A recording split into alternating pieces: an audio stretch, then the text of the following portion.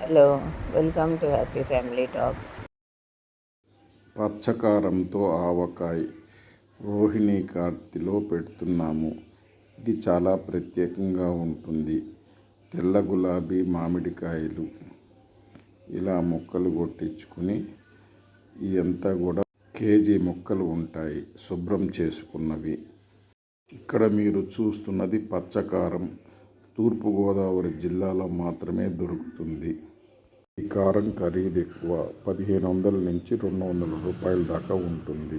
ఇక్కడ మీరు చూస్తున్నది పసుపు ఆవాలు, నల్ల ఆవాలు పెద్దవి, ఘాటు తక్కువ, రుచిగా ఉంటాయి. సముద్రపు ఉప్పు. ముందుగా వెడల్పాటి పళ్ళెంలో ఈ పచ్చకారాన్ని వేసుకోవాలి. ఇది 200 గ్రాములు ఉంది. ఆ తరువాత రాళ్ళ ఉప్పుని పొడి చేసుకుని అది కూడా 200 గ్రాములు వేసుకోవాలి.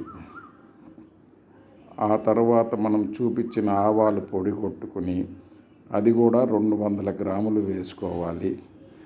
ఇలా వేసుకున్న మిశ్రమంలో కొన్ని మెంతులు వేసి బాగా కలుపుకోవాలి. పచ్చకారంతో తయారు చేస్తున్న ఆవకాయ మసాలా తయారవుతుంది. దీన్ని మామూలు ఆవకాయలాగానే మిగతా పాళ్ళన్నీ వేసి కలుపుకోవాలి. ఇలా కలిపిన మిశ్రమాన్ని పక్కకు పెట్టుకుని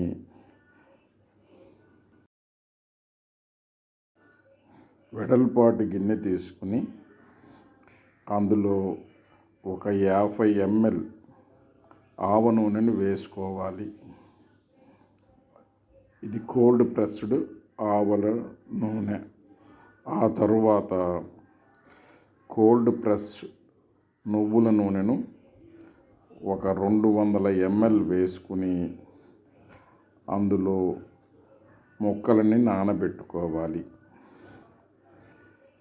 ఇలా నానబెట్టుకున్న ముక్కల్ని కొన్నిగా తీసి ముందుగా కలిపి పెట్టుకున్న పచ్చకారం మసాలాలో వేసి కలపాలి. అన్నిటికీ కారాన్ని పట్టించి ఆ తరువాత వీటన్నిటినీ వెడల్పాటి నూనె గిన్నెలోకి తీసుకుని బాగా వత్తి పెట్టుకోవాలి. ఇలా కలిపిన ముక్కల్ని 3 రోజుల పాటు ఉంచాలి. ఆ తరువాత మొత్తం ఒకసారి కలిపి ఉప్పు చూసుకుని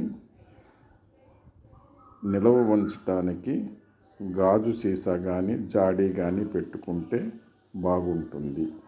ఇలాంటి పచ్చకారం ఆవకాయను మీరు కూడా పెట్టుకుని రుచి చూడండి.